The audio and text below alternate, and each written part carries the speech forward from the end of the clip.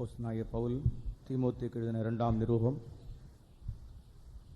முதலாம் அதிகாரம் 10ஆம் வசனத்திலிருந்து 12ஆம் வசனம் முடிய படிப்போம். 2 Timothy chapter 1 verses from 10 to 12. అపోస్తలుడైన పౌలు తిమోతికి రాసిన రెండవ పత్రిక మొదటి అధ్యాయం 10వ వాక్యం నుండి. యేసుక్రీస్తు பிரசன்னமானதினாலே அந்த கிருபை இப்போது வெளிப்பட்டது. அவர் மரணத்தை பரிகரித்து ஜீவனையும் அழியாமையும் சுவிசேஷத்தினாலே வெளியரங்கமாக்கினார். அதற்கு நான் பிரசங்கியாகவும் அப்போஸ்தலனாகவும் பிரஜாதியாருக்கு போதகனாகவும் நியமிக்கப்பட்டேன். அதிநிமித்தம் நான் இந்த பாடுகளையும் அனுபவிக்கிறேன். ஆயினும் நான் வெட்கப்படுகிறதில்லை. ஏனென்றால் நான் விசுவாசிக்கிறவர் இன்னார் என்று அறிவேன். நான் அவரிடத்தில் ஒப்பு கொடுத்ததை அவர் அந்நாள் வரைக்கும் காத்துக்கொள்ள வல்லவராயிருக்கிறார் என்று நிச்சயித்தும் இருக்கிறேன். But is now made manifest by the appearing of our Savior Jesus Christ, who hath abolished death and hath brought life and immortality to light through the gospel, whereunto I am appointed a preacher and an apostle and a teacher of the Gentiles, for the which cause I also suffer these things. Nevertheless I am not ashamed, for I know whom I have believed, and am persuaded that he is able to keep that which I committed unto him against that day. క్రీస్తును మన రక్షకుని ప్రత్యక్ష వలన బయలుపరచబడినదినైనా తన కృపను బట్టియు మనలను రక్షించి పరిశుద్ధమైన పిలుపుతో ఆయన మనలను పిలిచెను. ఆ క్రీస్తు మరణమును నిరర్ధకము చేసి జీవముల అక్షయతను స్వార్థ వలన వెలుగులోనికి తెచ్చెను. ఆ స్వార్థ విషయంలో నేను ప్రకటించువాడను గాను అపోస్తలుడును గాను బోధకుడును గాను నియమింపబడితిని. ఆ హేతువు చేత ఈ శ్రమలను అనుభవించుచున్నాను గాని నేను నమ్మిన వాని ఎరుగుదును గనుక సిగ్గుపడను. నేను ఆయనకు అప్పగించిన దాన్ని రాబోచున్న ఆ దినం వరకు ఆయన కాపాడగలడని రూఢిగా నమ్ముచున్నాను.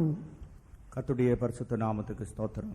Praise be to the holy name of the Lord. దేవుని పరిశుద్ధ నామమునకు స్తోత్రం. வாசித்த வேத பகுதியிலே ஆண்டவராக இயேசு கிறிஸ்து செய்து முடித்த ஒரு காரியத்தையும் இயேசு முடித்ததை பின்தொடர்ந்து செய்யக்கூடியதான ஒரு நபரையும் அந்த வேலை நிமித்தமாக அவர் அனுபவிக்கிற பாடுகளை குறித்தும் இங்கு சொல்கிறார். In the passage that has been read unto us talks about two things. One, the ministry that Lord Jesus Christ has already accomplished, and also about the work that was left behind but ought to be completed by a certain man. చదివినటువంటి లేఖన భాగంలో యేసు ప్రభు పొందిన శ్రమలను అటుపిమ్మట ఆయన వెంబడించే వారు పొందుతున్నటువంటి వాటిని చూస్తున్నాం. அவர் மரணத்தை பரிகரித்து சுவிசேஷத்தினாலே ஜீவனையும் அழியாமையும் வெளியரங்கமாக்கினார். But he had abolished death and hath brought life and immortality to light through gospel. క్రీస్తు మరణమును నిరర్ధకం చేసి జీవమును అక్షయతను సువార్త వలన వెలుగులోనికి తెచ్చెను. வெளியரங்கமாக்கின ஒன்றுக்கு ஒரு பிரசங்கி தேவையா? He is a preacher needed at all for the thing which has already been made manifest. నిరర్ధకం చేసిన దాని గురించిన ప్రసంగం అవసరం ఉందా? கிறிஸ்து சிலுவையிலே மரணத்தை பரிகரித்து சுவிசேஷத்தினால ஜீவனையும் அழியாமையும் வெளியரங்கமாக்கி இருக்கும் பொழுது அது எல்லாரும் அறிந்துதானே இருக்க வேண்டும். When Christ has already abolished death and hath brought life and immortality to life through the gospel, would it not be known by everybody? క్రీస్తు సిలువలో మరణం నిరర్ధకం చేసి జీవమును అక్షయతను సువార్త వలన వెలుగులోకి తెచ్చినప్పుడు అది అందరికీ బాహాటముగా తెలియవచ్చున్నది. வெளியரங்கமான கோலமாக்கினார். கிறிஸ்து யார் என்று அவருடைய கல்வாரியின் மரணம் உலகத்துக்கு தெளிவாக காண்பிக்கப்பட்டது. The very death of Christ on the cross of Calvary reveals enough to the world as to how cruelly he died on the cross. క్రీస్తు యొక్క కల్వారి మరణము అందరి ఎదుట వేడుకగా ఉన్నది కనుక ఇది అందరికీ తెలిసిన విషయమే. பிரியமானவர்களே, இயேசு கிறிஸ்து மரித்த நோக்கம் அவருடைய மரணத்தோடு கூட முடிந்து போகவில்லை. Beloved, the very purpose for which Lord Jesus Christ died on the cross has not come to the end with his death by itself. క్రీస్తు మరణించిన యొక్క ఉద్దేశము మరణంతో పాటు అంతం కాలేదు. அந்த நோக்கம் பூரணமாவதற்கு அதை தொடர்ந்து செய்யக்கூடிய ஒரு நபர் அவசியம். In order for that purpose to be completed perfectly, it was necessitated for a man to continue. మరణం యొక్క ఉద్దేశం సంపూర్తి కావాలంటే దాన్ని కొనసాగించే మనుషుడు ఉండాలి. கர்த்தராகிய இயேசு கிறிஸ்துவின் பாடுகள் மூலமாக மனுக்குலத்தினுடைய ரட்சிப்பின் பகுதியிலே ஒரு பூரணம் உண்டாகிறது.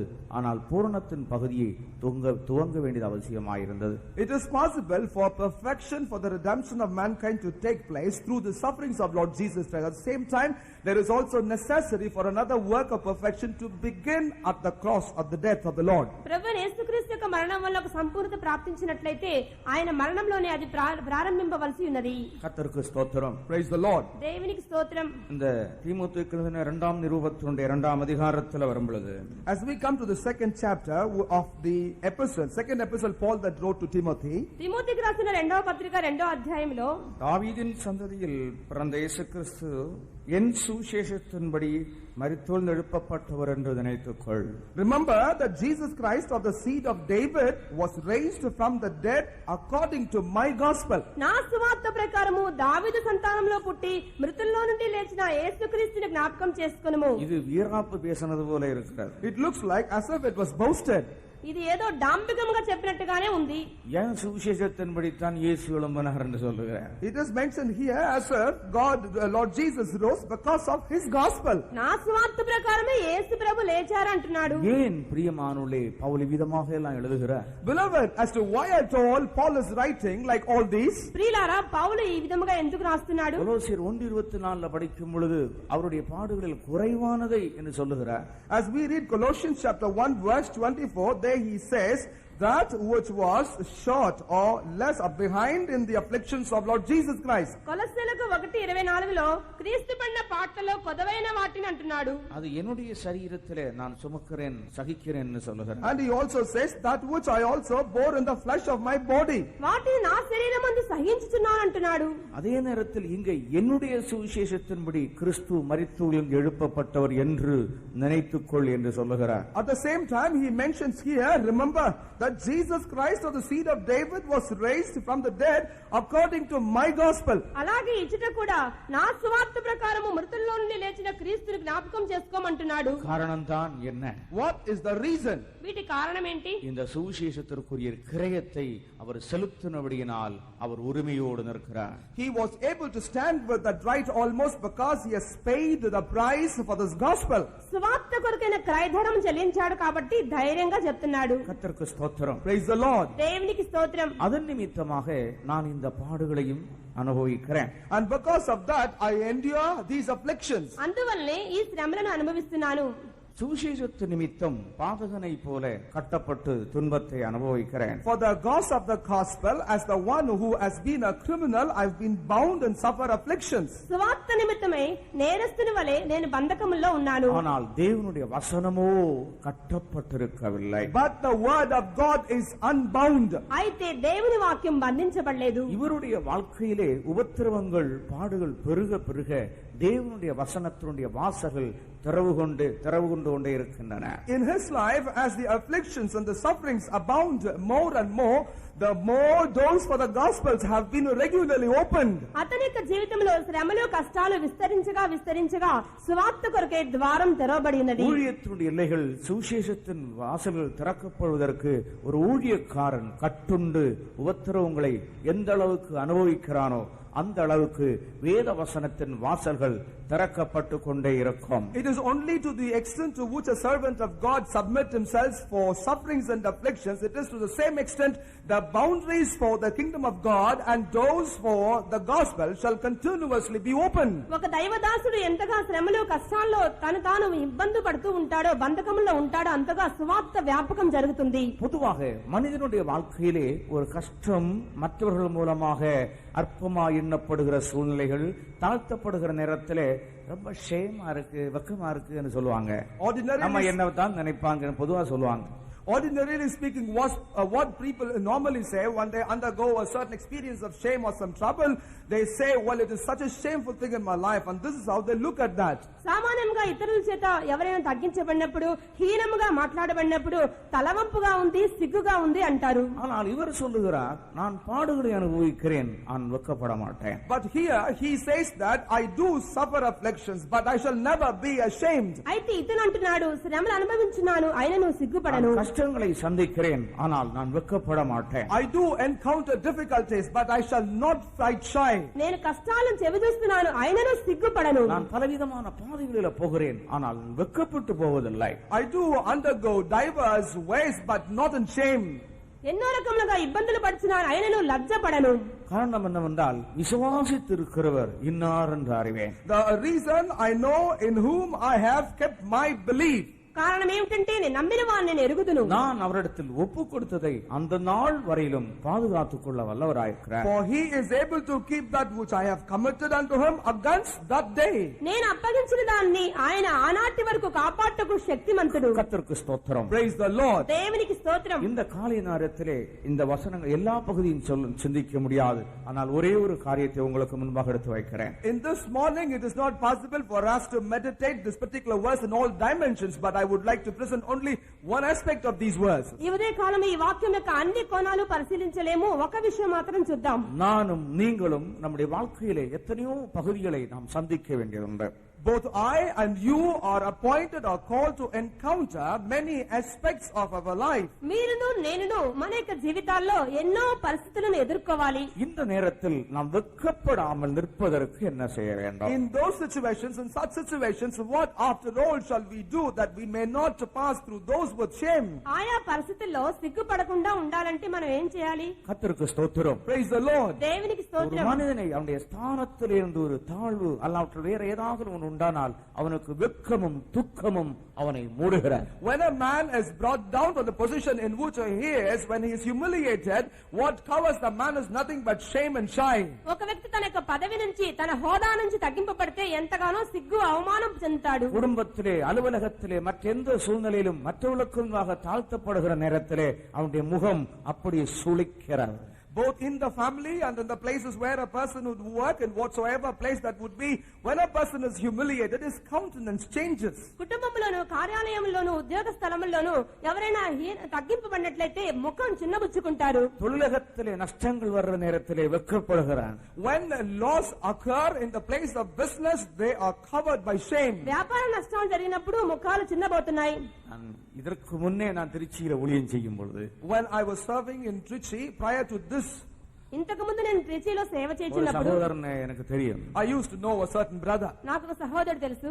அவர் ஒரு பெரிய தொழிலதிபர். He was an industrialist, ఆయన గొప్ప వ్యాపారవేత్త. மிகுந்த நஷ்டமாயிற்று. but he had to encounter a big loss. పెద్ద పెద్ద నష్టాలు వచ్చినాయి.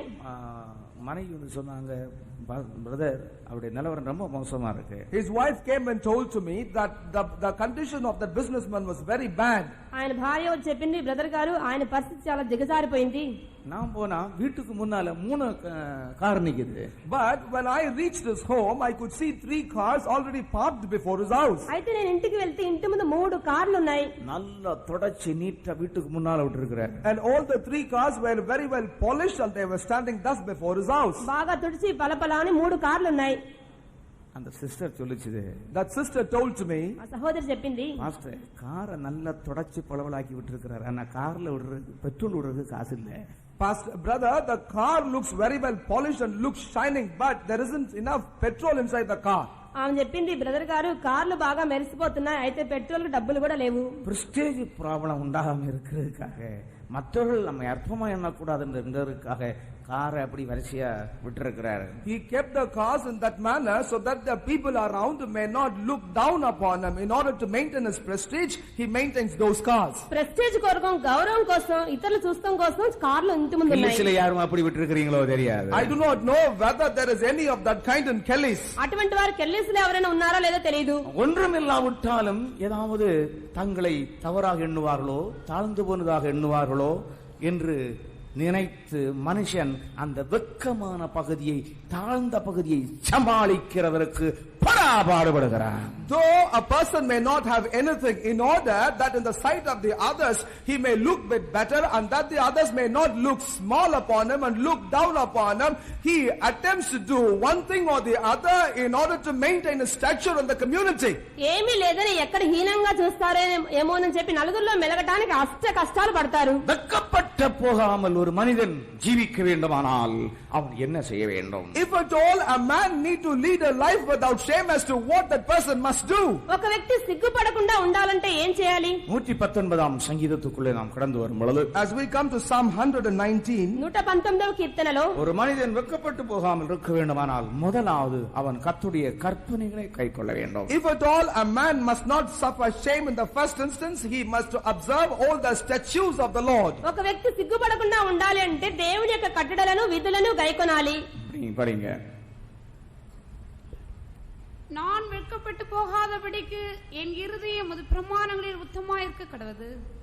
நான் வெட்கப்பட்டு போகாதபடிக்கு, In order that I may not suffer shame. నేను సిగ్గుపడకుండా నిమిత్తమై, மறுபடியும் படிங்க வசனத்தை. நான் வெட்கப்பட்டு போகாதபடிக்கு என் இருதயம் அது பிரமாணங்களில் உத்தமாயிருக்க கடவது. உமக்கு முன்பாக என்னுடைய இருதயம் உத்தமமாய் இருக்க கடவது. Let my heart be upright before thee. నా హృదయము నీ ఎదుట యథార్థముగా ఉండనిమ్ము. வெட்கப்பட்டு போகாமல் இருப்பதற்கு நம்முடைய இருதயம் தெய்வத்துக்கு முன்பாக 5ஆம் வசனத்தில் படிக்கிறோம். We read that in verse 5. 5వ వాక్యములో, உமது பிரமாணங்களை கைக்கொள்ளும்படி என் நடைகளில் ஸ்திரப்பட்டால் நலமாயிருக்கும். நம்முடைய பிரமாணங்களை கைக்கொள்ளும்படிக்கு இந்த நடைகள் ஸ்திரப்பட்டால் நலமாயிருக்கும். Oh, that my ways were directed to keep thy statutes. ఆహా, నీ కట్టడలను గైకొన్నట్లు నా ప్రవర్తన స్థిరపడి ఉండినా ఎంత మేలు. நம்முடைய கற்பனைகளாம் கண்ணோக்கும் பொழுது நான் வெட்கப்பட்டு போவதில்லை. Then shall I not be ashamed when I have respect unto all thy commandments. నీకు కట్టడలన్నీ నేను గైకొన్నప్పుడు నేను సిగ్గుపడను. நம்முடைய கற்பனைகளை எல்லாம் நான் கண்ணோக்கும் போது, when I respect unto all thy commandments. నీ కట్టడలను లక్ష్య పెట్టినప్పుడు, ஏதாகலும் ஒரு கட்டளை அல்ல, எல்லா கட்டளைகளையும் கைக்கொள்ள வேண்டும். It is not observing one of those commandments, but one has to observe all the commandments. ఏదో ఒక కట్టడ కాదు, ఆ కట్టడలన్నీ గైకొనాలి. ஏன் இன்றைக்கு ஜனங்கள் வெட்கப்படுகிறார்கள்? As to why people suffer shame these days. ఈనాడు జనులు ఎందుకు சிலர் సిగ్గుపడుతున్నారు? நன்றாக ஜெபிப்பார்கள், Some people will use to pray well, కొందరు బాగా ప్రార్థన చేస్తారు, ஆனால் அவருடைய வாயிலே உண்மையே இருக்காது. but in their mouth there is no truth at all. అయితే వారి నోటిలో యథార్థతే ఉండదు. ஜெப குழுக்களுக்கு தலைவராயிருப்பார்கள், நன்றாக போய் பேசுவார்கள். They shall even be leaders for prayer groups, but then they are seasoned in speaking lies. ప్రార్థనా గ్రూపులకు లీడర్లుగా ఉంటారు, అయితే నోటి నుండి అబద్ధమే. எத்தனையோ பகுதிகளிலே அவர்கள் உண்மையை காட்டிக்கொண்டு அவர்கள் கர்த்தருடைய முகத்தை நோக்கி பார்த்தால் அதில் என்ன பிரயோஜனம்? பிரியமானவர்களே, Beloved, what use at all will it be when people look at the face of the Lord but display unfaithfulness in several aspects of their life? ఎన్నో విషయంలో అపనమ్మకస్తులుగా ఉండి దేవుని వైపు చూస్తే వాళ్ళకి ఏమి లాభం? நீ எல்லா ஜெபத்திலையும் பங்கு கொடுக்கலாம், அங்கே போயிருந்து ஜெபிக்கலாம், ஆனால் தெய்வத்துடைய கற்பனைகள் அனைத்தையும் நீ கைக்கொள்ளுகிறது வரையிலும் நீ வெட்கப்படத்தான். You may come and pray, participate in all the prayer meetings, even you may go and conduct prayer meetings elsewhere, but as long as you do not have respect for the commandments of the Lord, you only have shame.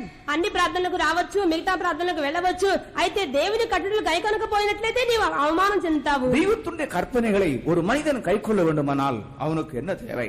If at all a man need to observe the commandments and the statutes of the Lord, what after all he needs? ఒక వ్యక్తి దేవుని యొక్క కట్టడలు ఆజ్ఞలు గైకొనవాలంటే అతనికి ఏం అవసరము?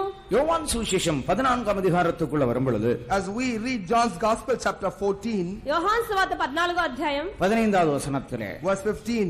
15వ వాక్యంలో, நீங்கள் என்னிடத்தில் அன்பாயிருந்தால் என் கற்பனைகளை கைக்கொள்ளுங்கள். நீங்கள் என்னுடையத்தில் அன்பாயிருந்தால் என்னுடைய கற்பனைகளை கைக்கொள்ளுங்கள். If you love me, keep my commandments. మీరు నన్ను ప్రేమించిన యెడల నా ఆజ్ఞలను గైకొందురు. நீங்கள் என்ன சொல்லுகிறீர்கள்? What do you say? మీరేమంటున్నారు? நான் ஆண்டவரிடத்தில் அன்பாயிருக்கிறேன் என்று சொல்லுகிறீர்கள். You say that I love the Lord. నేను దేవుని ప్రేమించున్నాను. அன்பாயிருந்தால் என்னுடைய கற்பனைகளை கைக்கொள்ளுங்கள். If you love me, keep my commandments. ప్రేమించిన యెడల నా ఆజ్ఞలు గైకొనుడి. கர்த்தருடைய கற்பனைகளை கைக்கொள்ளாமல் நான் கர்த்தரிடத்தில் அன்பாயிருக்கிறேன் சொல்லுகிறதிலே அர்த்தமில்லை என்று நாம் இதில் விளங்கிக் கொள்ளுகிறோம். From there, therefore we understand from that verse, without keeping or having respect for the commandments, we cannot say, Lord, we love you. దేవుని ఆజ్ఞలు గైకొనకుండా దేవుని ప్రేమించున్నాను అని అంటలో అర్థమే లేదు. அதே அதிகாரம் 21ஆம் வசனத்தை படித்து பாருங்கள். In the same chapter, let us read verse 21. ఇదే అధ్యాయం 21వ వాక్యంలో, என் கற்பனைகளை பெற்றுக்கொண்டு அவைகளை கைக்கொள்ளுகிறவனே என்னிடத்தில் அன்பாயிருக்கிறான். என்னிடத்தில் அன்பாயிருக்கிறவன் என் பிதாவுக்கு அன்பாயிருப்பான். நானும் அவனின் அன்பாயிருந்து அவனுக்கு என்னை வெளிப்படுத்துவேன் என்றார். என் கற்பனைகளை பெற்றுக்கொண்டு அவைகளை கைக்கொள்ளுகிறவன். He that hath my commandments and keepeth them. నా ఆజ్ఞలను అంగీకరించి వాటిని గైకొనువాడు. கற்பனைகளை பெற்றுக்கொள்ளுகிறவன் மட்டுமல்ல, அதை கைக்கொள்ளுகிறவன் என்னிடத்தில் அன்பாயிருக்கிறான். It is not the one who only hath the commandments of God, but also the one that keepeth them is the one who is in love with the Lord. కేవలం ఆజ్ఞలను అంగీకరించడం మాత్రమే కాదు, వాటిని గైకొనువాడే ఆయన ప్రేమించువాడై ఉన్నాడు. என்னிடத்தில் அன்பாயிருக்கிறவன் என் பிதாவுக்கும் அன்பாயிருக்கிறான். And he that loveth me also loveth my Father. నన్ను ప్రేమించువాడు నా తండ్రి వలన ప్రేమింపబడును. அவனிடத்தில் நான் அன்பாயிருந்து என்னை வெளிப்படுத்துவேன்.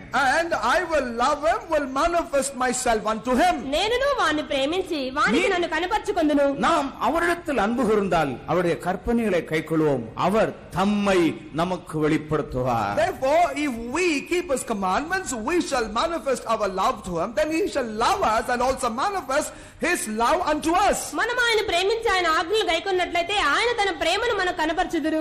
கிறிஸ்து தம்மை வெளிப்படுத்துகிறது மாத்திரமல்ல, It is not only true that Christ will reveal himself. క్రీస్తు తను తాను కనపరచుకుంటే మాత్రమే కాదు. அதே யோவான் சுவிசேஷம் 14ஆம் அதிகாரத்தினுடைய 23ஆம் வசனத்தில் படிக்கும் பொழுது, As we read in John's Gospel chapter 14 verse 23, యోహాను సువార్త 14:23లో ஒருவனிடத்தில் அன்பாயிருந்தால் if a man love me, ఒకడును ప్రేమించినడలా என் வசனத்தை கைக்கொள்ளுவான். he will keep my words. నా మాట గైకొనును.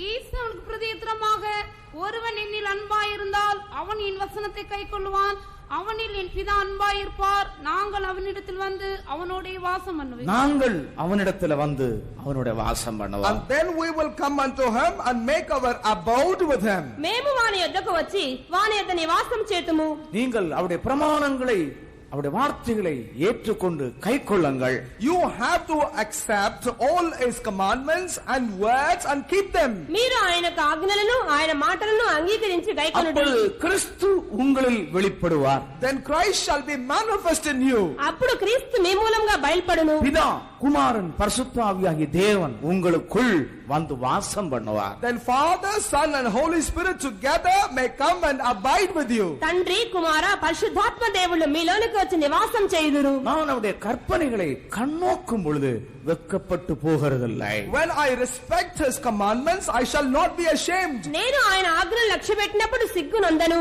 கர்த்தருடைய கட்டளை என்ன? What is the commandment of the Lord? దేవుని యొక్క ఆజ్ఞ ఏమిటి? கட்டளையிட்ட யாவற்றையும் கைக்கொள்ளும்படி அவர்களுக்கு உபதேசிக்க வேண்டும். We have to teach them so that they will observe all that has been taught unto them, even all the commandments. ఆయన యొక్క కట్టడలు ఆజ్ఞలు అన్నీ గైకొనవల్లని వారికి బోధించాలి. நான் அடிக்கடி சொல்லுகிறது போல ஏதாவது ஒரு ஆசீர்வாதத்தின் வார்த்தைகளை போர்டு செஞ்சு வீட்டுல தொங்க போட்டிருக்கிறதுல ஒரு புண்ணியமும் இல்ல.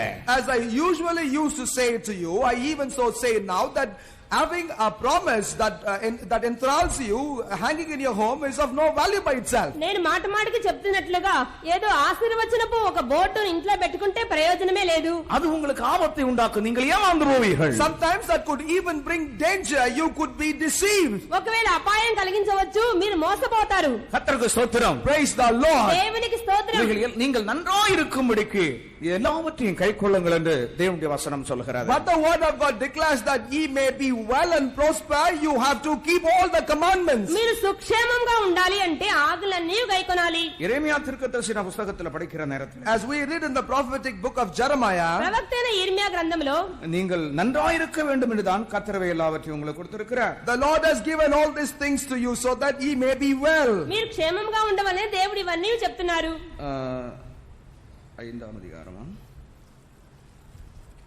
அவர்கள் தங்களுடைய வாழ்நாட்களிலே அவர்களும் அவருடைய பிள்ளைகளும் நன்றாயிருக்க வேண்டும் என்றுதான் தேவன் தம்முடைய பிரமாணங்களை அவர்களுக்கு கொடுத்திருக்கிறார். That in their lifetime both them and the children thereof shall be well in all their lifetime. That is why God had given these commandments to them. తామును తమ బిడ్డలను తమ జీవిత కాలమంతయు క్షేమంగా ఉండు నిమిత్తమే దేవుడు తన యొక్క ఆజ్ఞలను వారికి ఇచ్చి ఉన్నారు. தேவன் தம்முடைய பிரமாணத்தை ஜனத்துக்கு கொடுத்திருக்கிறது தேவ நிமித்தமாக அல்ல, ஜனங்கள் நன்றாயிருக்க வேண்டும். The reason why God had provided his commandment unto the people is not for the cause of God's sake, but he has given them for the sake of the people's prosperity. దేవుడు తన యొక్క ఆజ్ఞలను జారీ చేసి ఉన్నారు అంటే ప్రజలు క్షేమంగా ఉండాలని. எரேமியா 7ஆம் அதிகாரத்தினுடைய 23ஆம் வசனம். Jeremiah chapter 7 verse 23. యిర్మీయా 7వ అధ్యాయం 23వ వాక్యము.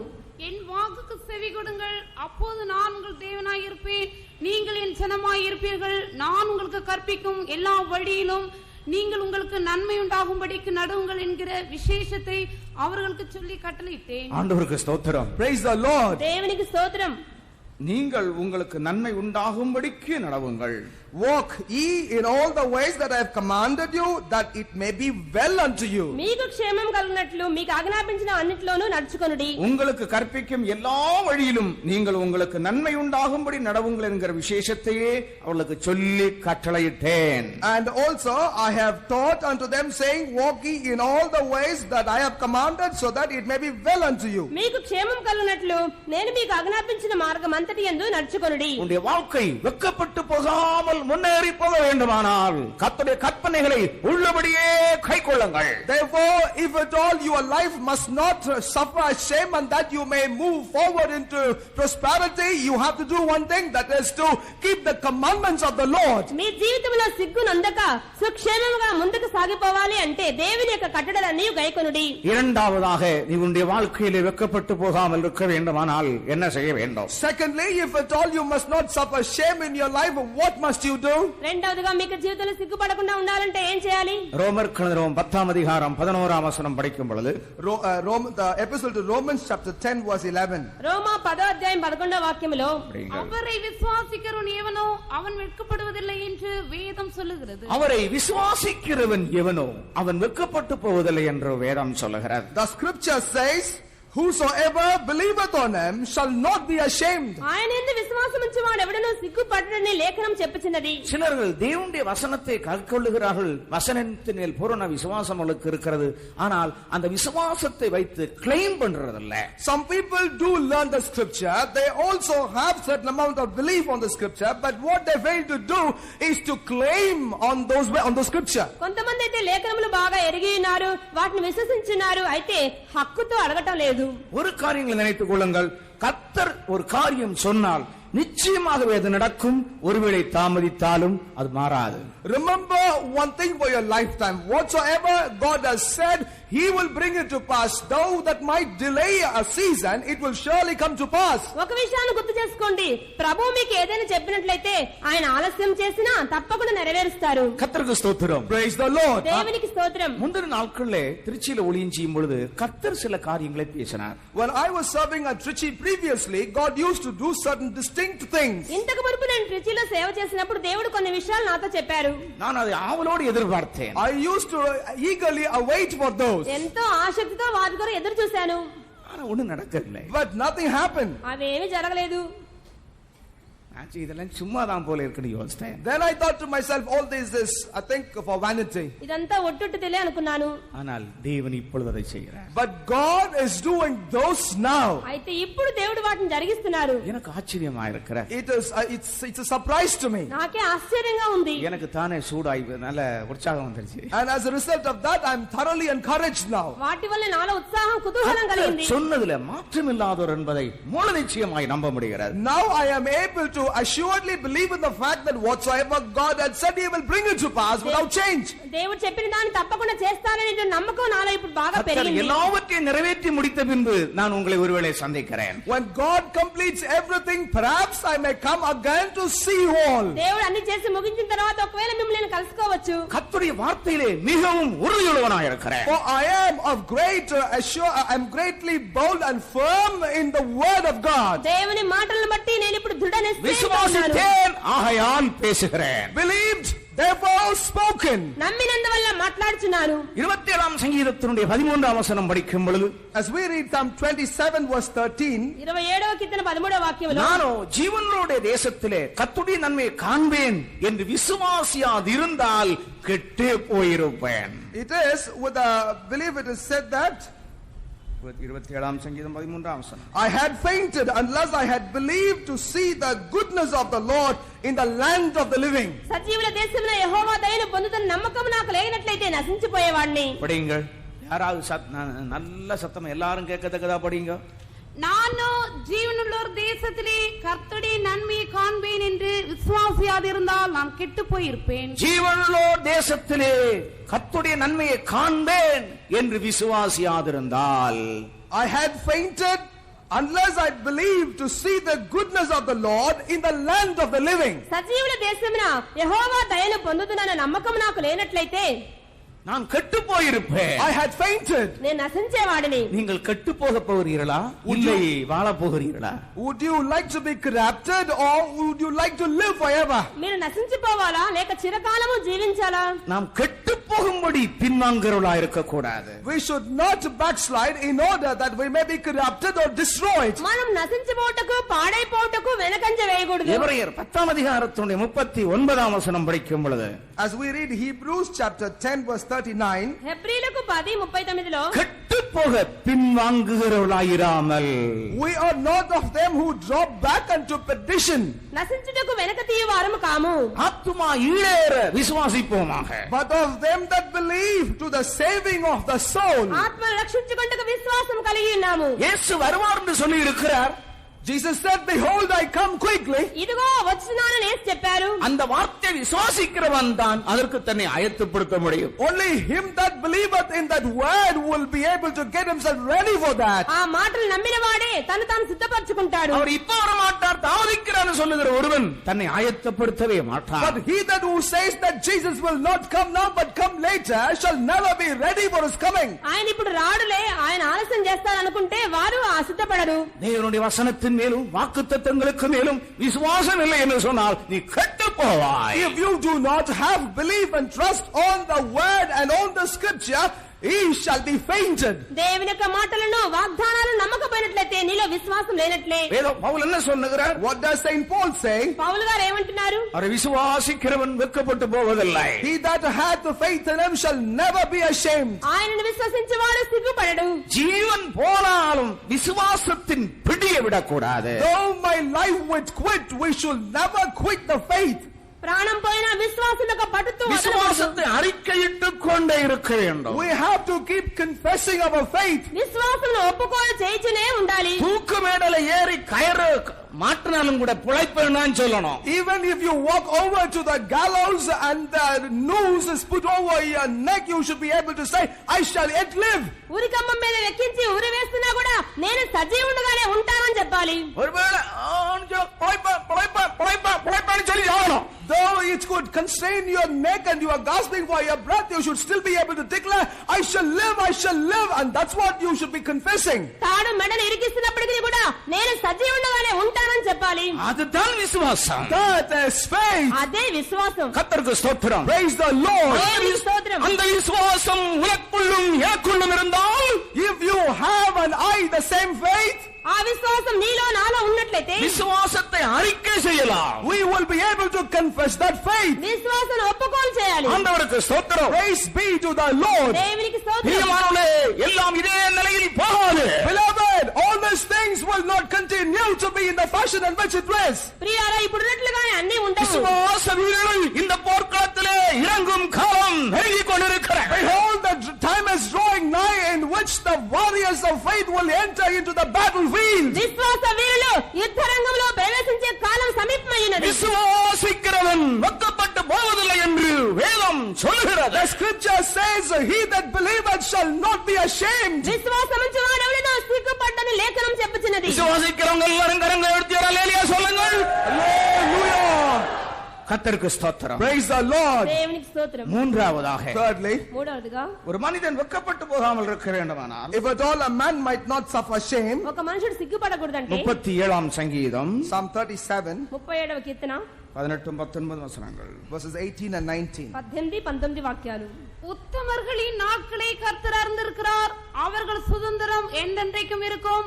அவர்கள் ஆபத்து காலத்திலே வெட்கப்பட்டு போகாதிருந்து பஞ்ச காலத்திலே திருப்தி அடைவார்கள். உத்தமர்களின் நாட்களை கர்த்தர் அறிந்திருக்கிறார். The Lord knoweth the days of the upright, నిర్దోషుల దినములు యెహోవా గుర్తించున్నాడు. அவர்கள் வெட்கப்பட்டு போகாமல் இருப்பார்கள். and they shall never be ashamed. వారు సిగ్గునందరు. கர்த்தருக்கு ஸ்தோத்திரம். Praise the Lord. దేవునికి స్తోత్రం. வெட்கப்பட்டு போகாமல் இருக்கணுமானால், If at all ye must not suffer shame, నీవు సిగ్గునందకూడదంటే உன் இருதயத்தில் உண்மை இருக்க வேண்டும். in your heart you shall have truth. నీ హృదయంలో యథార్థత ఉండాలి. அதாவது ஒரு போலீஸ்காரன் வர்றான்னு வச்சுடுங்க. Imagine there is a policeman coming. ఒక పోలీస్ వస్తున్నాడు అనుకోండి. சந்தேக கேஸ்ல சிலவங்க மாட்டிடுறாங்க. Some are caught in suspicion. అనుమానాస్పదంగా కొంతమంది పట్టబడతారు. எவன் சந்தேக கேஸ்ல மாட்டுவான்? Who will be caught under suspicion? ఎవరు అనుమానాస్పదంగా పట్టబడతారు? கண்ட உடனே He that seeth the police, the very moment he sees the police, he begins to blabber. Police చూసిననే బెదిరిపోతారు. ஒரு குற்றவாளி இல்லாதவனுக்கு என்ன சார், என்ன அவன் சும்மா ஃப்ரீயா பேசுவான். The one who does not have any guilt at all will communicate with the police freely. ఏ దోషం చేయకపోతే నిర్దోషి అయితే ధైర్యంగా మాట్లాడతాడు. உள்ளம் கிறுகிறுத்து இருக்கும்னா அந்த உள்ளத்துல இருக்கிற அப்படியே முகத்துல இப்படியே கொஞ்சம் தெரியும். When there is any wrinkle in your heart, the same wrinkle is manifest on your face. హృదయంలో ఒక ముడతుంటే ముఖం మీద కనబడుతుంది. நீ வெட்கப்பட்டு போகாம இருக்கணுமானால் அவருக்கு முன்பாக நடந்து உத்தமனாயிரு. Therefore, if you were not to be ashamed, you need to walk before him upright. నీవు సిగ్గుపడకుండా ఉండాలంటే ఆయన ఎదుట నీవు నిందారహితుడిగా ఉండుము. 99 వయసులో ఆండவர் சொல்லுகிறார் கலவனட்ட உத்தமனா இருப்பான். இப்போமா உத்தமனா இருக்க முடியும்? When there was an old man and when he was in 99 years, God tells unto him, be upright before me. 99 సంవత్సరాలు వచ్చినప్పుడు నా ఎదుట నడిచి నిందారహితుడిగా ఉండమంటున్నాడు. 99 அல்ல 110 ஆனாலும் சரி உத்தமனா தான் இருக்கணும். It is not only in 99, even if you are 110, you have to be righteous and upright. 99 కాదు 110 సంవత్సరాలు యథార్థంగానే ఉండాలి. அவன் விசுவாசத்தில் உத்தமனாய் இருந்தான். And in faith he was upright. విశ్వాసములో నిందారహితుడిగా ఉన్నాడు. ஆகையால் அவனுடைய முதிர் வயதில் வாக்குத்தத்தம் நிறைவேறுகிறதை கண்டான். As a result of that, though he was of ripe age, he was able to see the fulfillment of the promise. తనకు వృద్ధాప్యమందు వాగ్దానం యొక్క నెరవేర్పును చూశాడు. கர்த்தர் சொன்ன காரியம் நடக்கும் என்கிற ஒரு நல்ல நிச்சயம் அவனுக்குள்ள இருந்தது. He did have a great assurance within himself in which he believed whatsoever God said, he will bring it to pass. యెహోవా చెప్పినది నెరవేరుస్తారనేటువంటి గట్టి నిశ్చయం అతనుకున్నది. ஆகையால் அருமையான தேவனுடைய ஜனங்களே, இந்த மார்க்கம் ஒரு பலவீனப்பட்ட மார்க்கமோ தோற்று போற மார்க்கமோ அல்ல. Therefore, beloved people of God, understand this is not the path which is weak or the path which is defeated. కనుక ప్రియులారా ఈ మార్గము బలహీనమైన మార్గము పరాజయం నందిన మార్గము కాదు. இது தள்ளாடி தள்ளாடி விழுந்து எழும்பி அப்படியா இப்படியா என்று போக வழி அல்ல. This is also not the way in which you have to stagger in this way and that way, walk in a defeated manner. ఇది ఇటు అటు కదలచ్చు కింద పడి పైకి లేచేటువంటి మార్గము కాదు. வெட்கப்பட்டு போகாமல் யாத்திரையை தொடர வேண்டிய மார்க்கம் இது. This is the path in which we have to traverse without having any shame in us. సిగ్గుపడకుండా ముందుకు సాగవలసిన దినములైనవి. உத்தமர்கள் ஒருபோதும் வெட்கப்பட்டு போக மாட்டார்கள். The upright shall never be put to shame. యథార్థవంతులు ఎన్నడూ సిగ్గునందరు. கர்த்தர் உனக்கு ஒப்புவித்திருக்கிற அனைத்திலும் உத்தமனாய் இருப்பாயாக.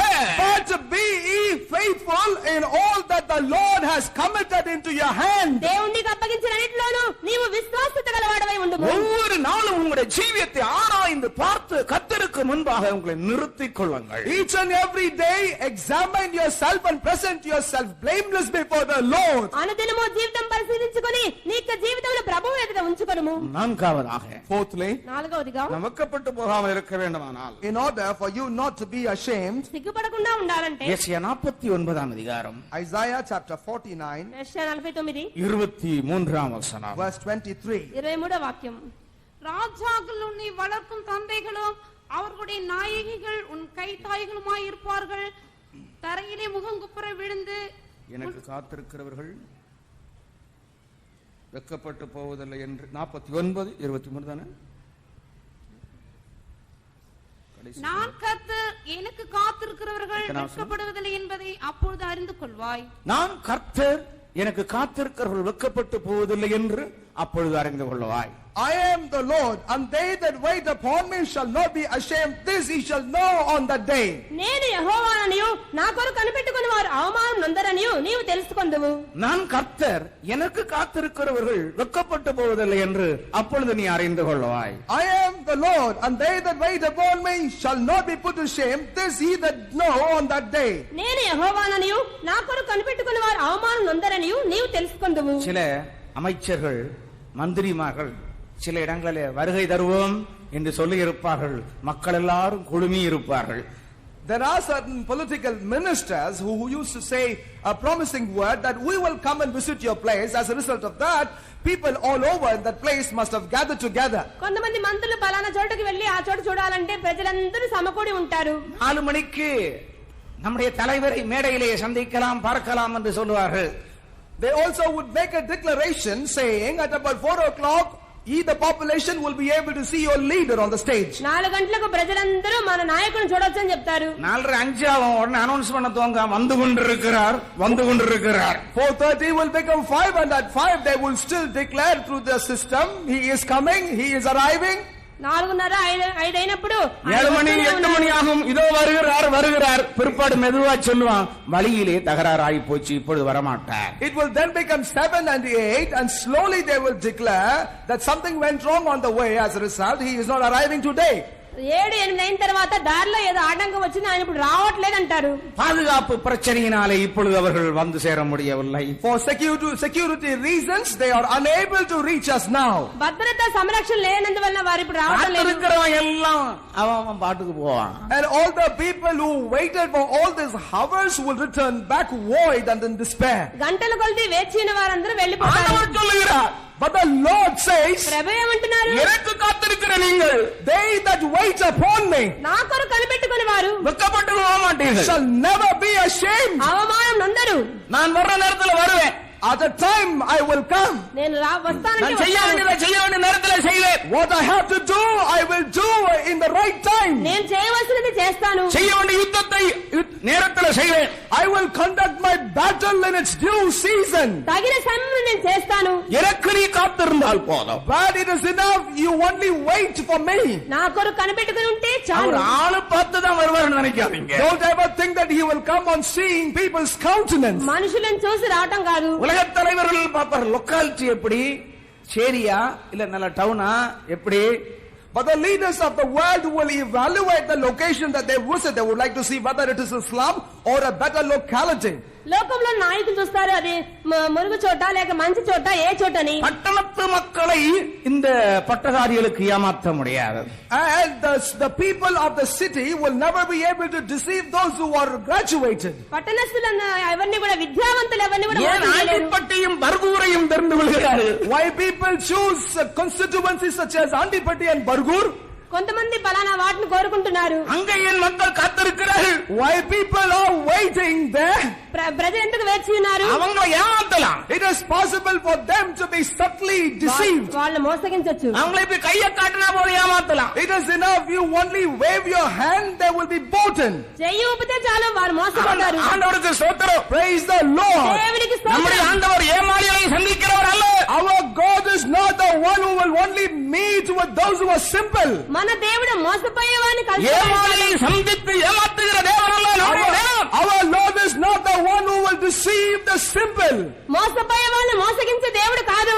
காத்திருக்கிற ஒருவரும் வெட்கப்பட்டு போவதில்லை. No one waiting for the Lord shall never be put to shame. కనిపెట్టుకునేవారు ఎవరు సిగ్గుపడరు. அருமையான தேவனுடைய பிள்ளையே, கர்த்தருடைய வார்த்தைக்காக காத்திருப்பாயா? Beloved child of God, ye shall patiently wait for the word of God. ప్రియమైన దేవుని బిడ్డ, దేవుని యొక్క మాట కొరకు కనిపెట్టుకుని ఉండుము. எனக்கு காத்திருக்கிறவர்கள் வெட்கப்பட்டு போவதில்லை என்று வேதம் சொல்லுகிறது, ஆண்டவர் சொல்லுகிறார். The scripture says, and the Lord also says, that they that wait upon me shall never be ashamed. నా కొరకు కనిపెట్టుకున్న వారు సిగ్గునందరని లేఖనం చెప్పుచున్నది, ప్రభువు చెప్పుచున్నారు.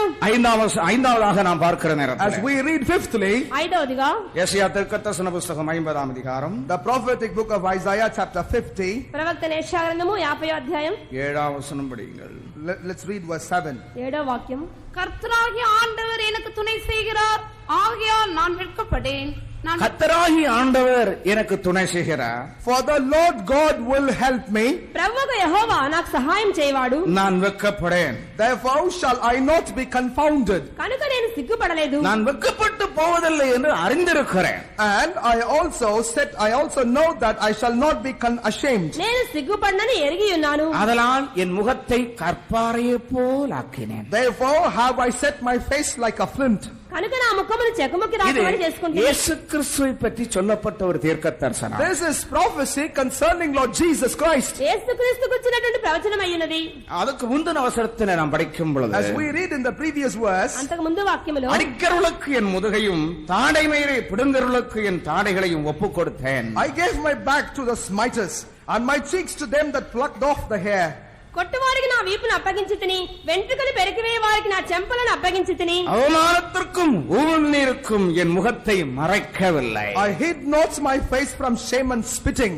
ఉమ్మువేయ వారికి అవమానపరచు వారికి నా ముఖము దాచుకోలేదు. அவமானத்திற்கும் உமிழ்நீருக்கும் என் முகத்தை மறைக்கவில்லை. I hid not my face from shame and spitting. అవమానపరచు వారికి ఉమ్మువేయ వారికి నా ముఖం దాచుకోలేదు. அடி கன்னத்தில் விழுகிறது.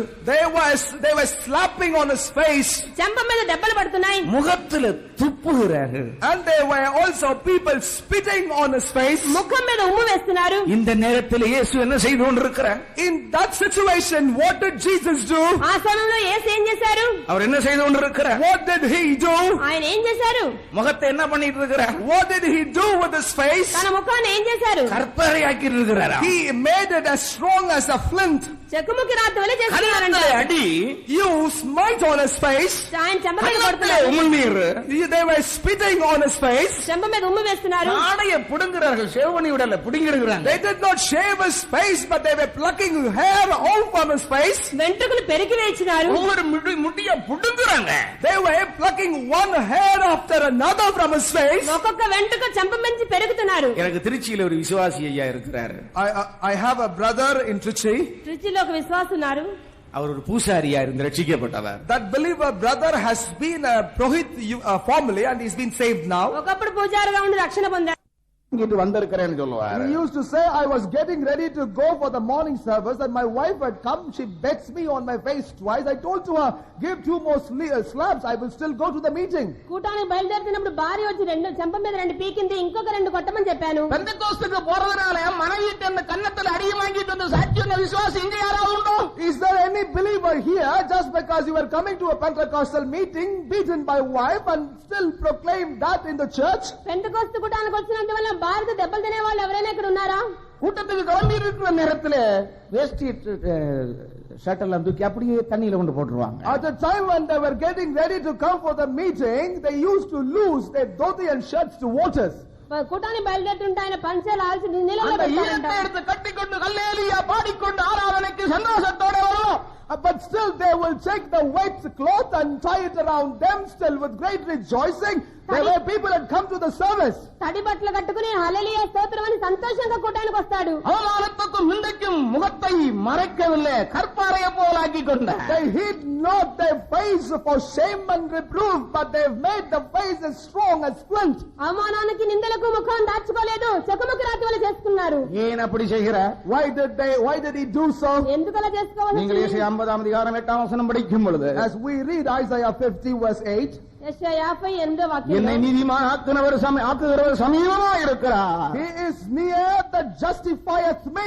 నన్ను నీతిమంతులుగా ఎంచువాడు ఆసనుడై என்னை ఉన్నాడు. நீதிமான் ஆக்குகிறவர் சமீபமா இருக்கிறார். He that justifieth me is near to me. నన్ను నీతిమంతులుగా ఎంచువాడు ఆసనుడై ఉన్నాడు. தேவனுடைய பிள்ளையே, உன்னுடைய நீதி வெளிப்படும். Oh, ye the child of God, your justice shall be manifest. దేవుని బిడ్డ, నీ నీతి బయల్పడును. நீ சத்தியத்தின் நிமித்தம் நிந்தைகளையும் அவமானங்களையும் சகித்தால், For the cause of truth you did undergo reproaches and shame. సత్యం నిమిత్తమై నిందలు అవమానాలు సహించి எப்படி நான் ஜனங்களை ஃபேஸ் பண்ண முடியும், எப்படி சமுதாயத்தில் நிற்க முடியும் என்று ஒருவேளை நீ கேட்கலாம். Perhaps you have a question within yourself saying as to how at all I will be able to face people, how at all I will be able to stand in the community. ఏ విధంగా ప్రజలకు నా ముఖం చూపించాలి, ఏ విధంగా సమాజంలో తలెత్తుకోవాలి. ஆனால் நீ அறிந்த சத்தியத்துக்காக உபத்திரவம் துன்பம் வரும் பொழுது தைரியமாய் நிற்பாயாக. Nevertheless, be thou strong and courageous when for the cause of the truth that you knew reproaches and shame come at you. నీవు ఎరిగిన సత్యములకు నిందలు అవమానాలు వచ్చినట్లయితే నీవు వాటిని ధైర్యంగా ఎదుర్కొనుము. அப்பொழுது நீ வெட்கப்பட்டு போக மாட்டாய். Then thou shalt never be ashamed.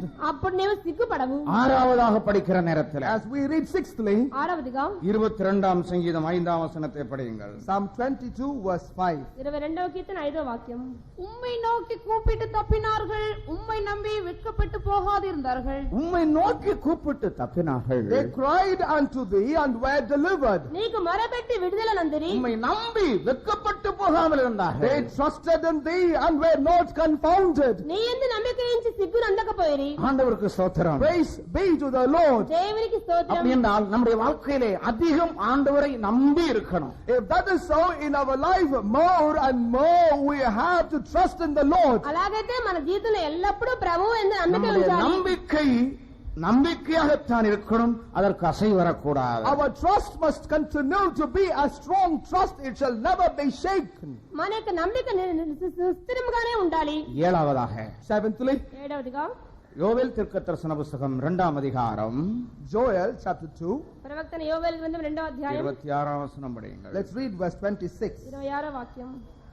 நீங்கள் சம்பூர்ணமாக சாப்பிட்டு திருப்தி அடைந்து உங்களை அதிசயமாய் நடத்தி வந்து உங்கள் தேவனாகிய கர்த்தருடைய நாமத்தை துதிப்பீர்கள். என் ஜனங்கள் ஒருபோது வெட்கப்பட்டு போவதில்லை. அதிசயமாய் நடத்தி வந்த தேவனை துதிப்பீர்கள். Ye shall praise the Lord who led you wondrously. నీ దేవుడిని ఆశ్చర్యంగా నడిపించిన దేవుని స్తుతించుము. அதிசயமாய் நடத்தி வந்த தேவனை துதிப்பீர்கள். Ye shall praise the name of Lord your God that had dealt so wondrously with you. ఆశ్చర్యముగా నడిపించి వచ్చిన నీకు దేవుని స్తుతించుము. என் ஜனங்கள் ஒருபோதும் வெட்கப்பட்டு போவதில்லை. My people shall never be ashamed. నా జనులు ఇక ఎన్నటికీ సిగ్గునందరు. வெட்கப்பட்டு போகாமல் இருக்கும்படியாக In order that he shall not be put to shame, నీవు సిగ్గునందకుండా உன்னை ఉండాలంటే அதிசயமாய் நடத்தி வருகிற தேவனை துதிப்பாயாக. you have to praise your Lord God who had been dealing with you wondrously. నిన్ను ఆశ్చర్యంగా నడిపించిన నీకు దేవుని స్తుతించుము. அப்படியானால் உன்னுடைய துக்கம் சந்தோஷமாய் மாறும். That is so, your sorrow shall become joy. అలాగైతే నీకు దుఃఖము உன்னுடைய సంతోషముగా லாபம் உனக்கு, உன்னுடைய நஷ்டம் உனக்கு லாபமாய் மாறும். Your loss shall turn to become your gain. నీకు నష్టాలన్నీ లాభాలుగా நீ మారతాయి. இழந்து போனதை பெற்றுக் கொள்வாய். Whatsoever thou hast lost, thou shalt receive. నీవు కోల్పోయిన దాన్ని తిరిగి உன்னை పొందుతావు. இம்மட்டும் அதிசயமாய் நடத்தி வந்ததான உன் ஆண்டவரை எந்த அளவுக்கு துதிக்க முடியுமோ துதிப்பாயாக. To the possible extent to which you will be able to praise the Lord God who dealt with you so wondrously, you must praise and exalt. ఆశ్చర్యంగా నడిపించిన దేవుని నీవు అంతగా స్తుతించుము. எனக்கு எவ்வளவு துதித்தாலும் துதிக்காமல் இருக்க முடியாது. How much more I praise the Lord, I cease not to praise my God. ఎంతగా స్తుతించినా ఇంకా இந்த சரீரம் స్తుతించాలి. முழுவதும் நாவுகளாய் இருந்தாலும் அவரை துதிக்க முடியாது. Though my entire body is tongue, I shall not be able to complete praising my God. నా దేహమంతయు నాలుకలుంటే ప్రభువును స్తుతించుటకు చాలదు. ஏனென்றால் அவர் நடப்பு அதிசயமாயிருக்கிறார். The reason his leading is so wonderful. ఆయన నడిపింపు అంత நீங்கள் என்ன சொல்லுகிறீர்கள்? What do you say? మీరేమంటున్నారు? தேவன் உங்களை அதிசயமாய் நடத்துகிறார் என்று உங்களுக்கு சொல்ல முடியுமா? Are you able to confess boldly that the Lord has been dealing with you wondrously? దేవుడు మిమ్మల్ని ఆశ్చర్యంగా నడిపిస్తున్నారని చెప్పగలరా? அப்படியானால் நீ என்ன செய்ய வேண்டும்? If that is so, what he must do? నీవేం చేయాలి? அந்த அதிசயமாய் நடத்துகிற உன் தேவனை நன்றாக துதிக்க வேண்டும். You have to praise more and more the Lord who lead you wondrously. ఆశ్చర్యంగా నడిపిస్తున్న దేవుని నీవు స్తుతించుము. எல்லா சந்தர்ப்பத்திலும் அவரை ஸ்தோத்திரியுங்கள். At all times praise ye the Lord. అన్ని సందర్భములోనూ ఆయన స్తోత్రించుము. கர்த்தரை நான் எக்காலமும் ஸ்தோத்தரிப்பேன். I shall praise my God at all times. ఎల్లవేళలందు యెహోవాను స్తుతించెదను. எல்லாம் நன்றாயிருக்கும்போது மாத்திரம்தான் சந்தோஷமாய் ஸ்தோத்திரம் சாட்சி. People normally used to say testimony only when everything is well with them. అన్ని బాగున్నప్పుడే సంతోషంగా సాక్ష్యం చెప్తారు. எப்பொழுதும் அவரை ஸ்தோத்தரியுங்கள். But we have to bless the Lord at all times. ఎల్లప్పుడూ ఆయన స్తుతించాలి. வாக்கியம் என்ன சொல்லுகிறது? What does the scripture say? వాక్యం ఏం చెప్తుంది? இடைவிடாமல் ஸ்தோத்திரம் பண்ணுங்கள். And unceasingly you have to praise your Lord. ఎడతెగక స్తుతించాలి. எல்லாவற்றிலேயும் ஸ்தோத்திரம் And பண்ணுங்கள். in all things you have to praise your Lord. అన్ని విషయంలోనూ స్తుతించుడి. தேவன் நமக்கு எவ்வளவு நல்ல வழிகளை வச்சிருக்கிறார். See as to how wonderful ways the Lord had designed for us. దేవుడు మన కొరకు ఎంత మంచి మార్గాలు ఉంచారు. முன்னேறி போறதுக்கு எவ்வளவு நல்ல ரூட்டுகளை See வச்சிருக்கிறார். what wonderful routes the Lord has set before us to progress in our life. ముందుకు సాగిపోవటకు ఎంత మంచి మార్గాలు. சந்தோஷத்தோடு ஆடி பாடி போவதற்கு எவ்வளவு அழகான பாதை வச்சிருக்கிறார். In order that we may rejoice till move forward, see as to how good ways the Lord had placed before us. సంతోషంగా పాడుచు నాట్యమాడుచు వెళ్ళడానికి ఎంత మంచి మార్గాలు. ஜெயித்து போவதற்கு எவ்வளவு அழகான வழிகளை மார்க்கங்களை வைத்திருக்கிறார். See as to how super ways the Lord had placed before us so that we may move from victory unto victory. ముందుకు సాగిపోవడానికి మంచి మంచి రహదారులు ఉంచారు. அவருடைய விரலினால் எல்லாவற்றையும் எழுதி வைத்திருக்கிறார். படிச்சு நீ சும்மா இது வெறும் தியரியா இருக்க கூடாது, பிராக்டிக்கல்ல கொண்டு வா. The finger of God has written everything for us, but these must not remain as theory, but you have to make effort to bring each one of these scripture into practice. దేవుని యొక్క వ్రేలుతో లేఖనములు రాయబడినవి థియరీగా మాత్రమే కాదు, practical గా నేర్చుకోవాలి. கர்த்தருக்கு ஸ்தோத்திரம். Praise the Lord. దేవునికి స్తోత్రం. 7 காரியங்கள் நம்ம படிச்சோம். We have studied about 7 things. 7 విషయాలు నేర్చుకున్నాం. நான் ஒண்ணு கூட உங்களுக்கு சொல்றேன். But I would like to tell you one more thing. మరొకటి కూడా చెప్తున్నాను. ஆதியாகமம் 2ஆம் அதிகாரம் 25ஆம் வசனம் வீட்டுல போய் படிச்சு பாருங்க. அவர்கள் வெட்கப்படாதிருந்தார்கள் சொல்ல இருக்கிறார். It is mentioned in Genesis chapter 2 verse 25. Go home and read it. It says that they were not ashamed. ఆదికాండం 2:25లో వారు సిగ్గు ఎరగక ఉండిరని ஆதாமும் ஏவாளும் வெட்கப்படாமல் இருந்தார்கள். Adam and Eve were not ashamed. ఆదాము హవ్వలు సిగ్గు ఎరగక காரணம் ఉండిరి. என்ன? What was the reason? కారణం ఏంటి? தேவ மகிமை அவளை மூடி இருந்தது. The glory of God covered them. దేవుని మహిమతో వారు தேவ కప్పబడినారు. பிரசன்னம் அவளை மூடி இருந்தது. The presence of God covered them. దేవుని యొక్క ప్రసన్నత వారిని కప్పినది. கர்த்தருடைய மகிமை அவளை மூடி The இருந்தது. glory of the Lord covered them. దేవుని మహిమ వారిని కప్పినది. நீ வெட்கப்பட்டு போகாமல் இருப்பதற்கு முக்கிய ஒரு இடம் இதுவே. This is the very important place where you cannot be put to shame in any way. నీవు సిగ్గుపడకుండా ఉండాలంటే ఇదే మార్గము. நீ அந்த பிரசன்னத்துக்குள்ள இருக்க வேண்டும்.